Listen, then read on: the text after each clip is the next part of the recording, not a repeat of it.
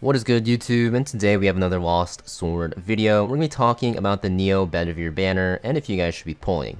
So she just came out 4 days ago with the release of the game, and after testing her, not just myself, but pretty much all of the Korean whales and all of the experts at this game that know more than I do, the general consensus, and I can say for a fact it's true, is that she is really OP.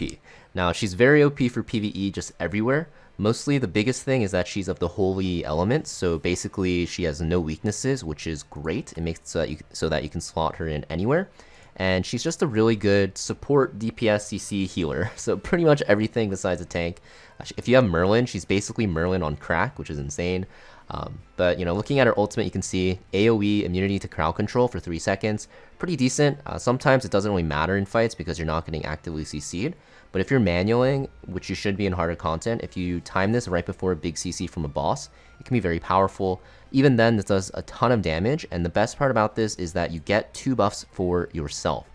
Basically, it turns your active skill into a 5-second cooldown, which is 50% off, and then you're also going to get extra damage on it. And this is super good because the active skill is an AoE attack that will root the enemy. And on a 5-second cooldown with a 1.5-second duration, you're just pretty much always going to be rooting the enemy over and over after you ult, and just makes it so that she's insane at CCing. You can see that they cannot take any actions, which makes her super good at controlling the enemy. On top of that, she has 2 really good passive abilities here. So the first one is a team buff, 15% crit chance. Yep, this is crazy. It's not this high unless you actually max it out with your skill levels, which you're going to see mine is really high because of the fact that I have her max duped. But even at like level 3, which is like the baseline before duping her, it's still a very powerful ability. Crit chance buff just makes you do a lot more damage, not just yourself, but it's going to be for your entire team. And basically you also have this lifesteal effect on her passive, Guardian Knight, which will make her an insane healer. So this is going to be your source of healing, and basically it's only going to target a single ally, but it keeps switching during the battle, and will go on the target with the lowest health, and it makes them heal equal to the damage they inflict. So if you actually have a knight that is in the front line that is going to be taking your damage, but also is kind of like a bruiser knight, a good example is like Lancelot or even like Kay, they will actually sustain a lot off this passive, and in the right team comp, Neo Bedivere becomes probably the best healer in the game because your knight, whoever's tanking, can just lifesteal so much and just soak a lot more damage. So because of this, she is definitely one of the best healers. You're going to still want to pair her with another healer though. It's pretty unreliant because if you take AoE damage, you can get screwed up.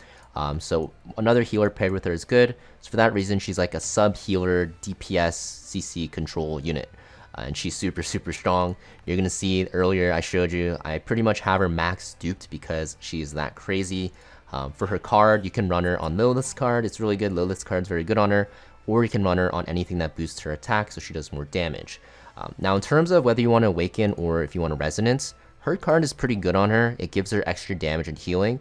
I'll probably actually go for this, but I think her dupes are actually better because her card, although it's good, trust me, it's good because you get attack, you get health, right? And you get active skill damage, which kind of works with your ultimate, buffing your active skill. And you also get extra healing, which works with lifesteal.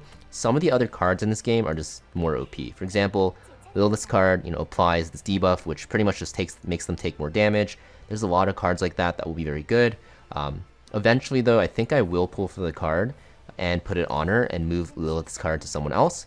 But in the beginning, you definitely just want to focus on her dupes because, especially Transcendence 3, this extra skill level is huge because it boosts your lifesteal that you give to your teammates. So, Neo Bedivere, definitely a must-pull character, I think. She fits in every single team comp because she just does everything besides tank, right? Like I mentioned, and she's really good. Now for her pet, I don't really think her pet is really worth it. The reason is because it is good, right? You get a crit chance buff and crit damage buff, which is great. The thing is, crit chance is better than crit damage, and there's a Phoenix pet that's actually better for the most part, just in general. And also, like, her stat spread is kind of weird, right? You get 10% additional damage, 10% attack, 10% health. So it's kind of like a jack of all trade kind of pet.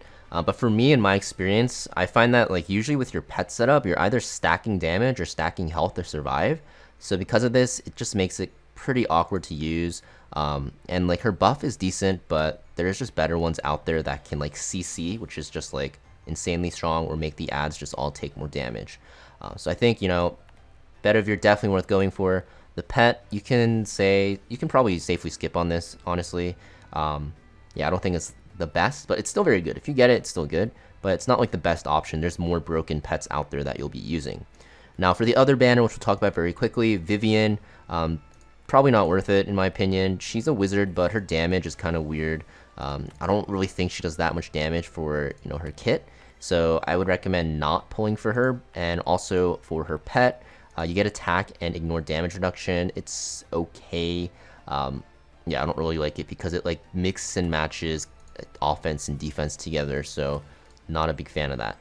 So yeah, that is pretty much it for this video though, guys. I think if you don't have Neo Bedivere, definitely go for her. She's a slot in for everything.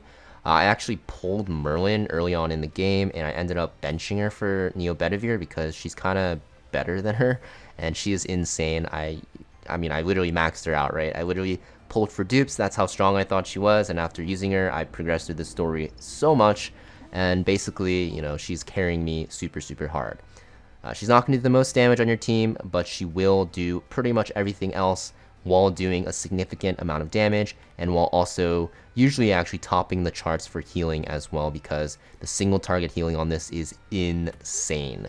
But yeah, thank you for watching, guys. If you guys want to see more Lost Sword content, make sure you guys hit that like and subscribe, and I will see you guys next video.